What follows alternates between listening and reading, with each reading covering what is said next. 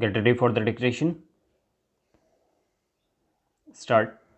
May I strike a certain personal note and then go on to other considerations? We, my generation in India, have been conditioned in particular ways by events. There is the background of 2000 years or more. There is the conditioning we have had during the 150 or 200 years of British rule.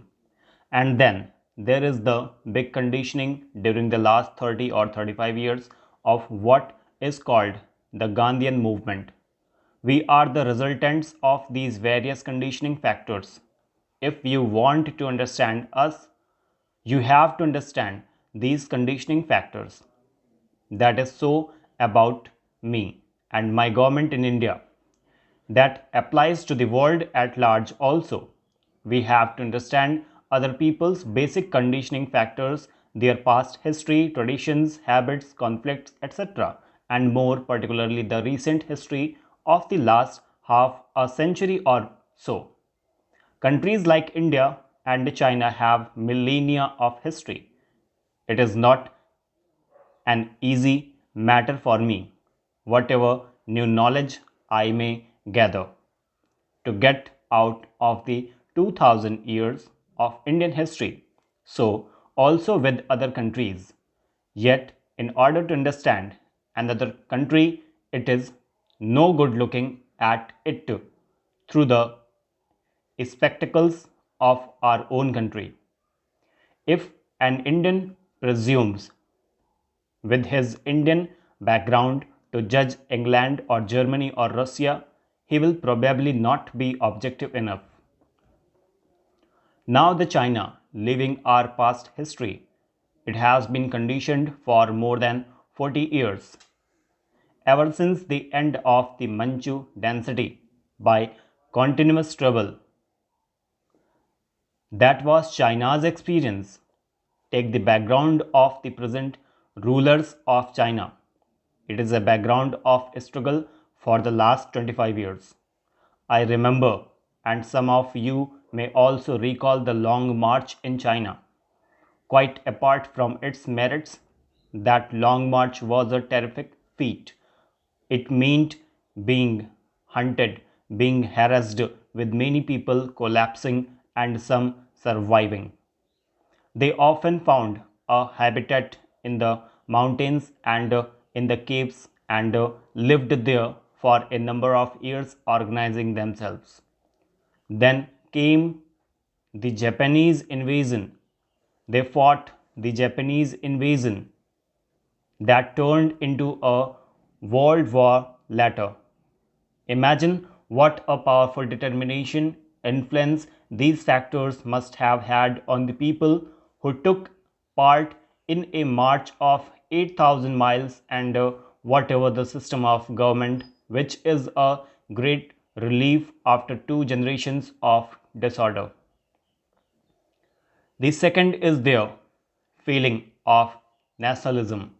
They feel that their great country, which has been kicked and tossed about for generations, has become unified and strong and can stand up on its own feet and look to any other country in the face. Look at it from the Chinese point of view. I am not for the movement.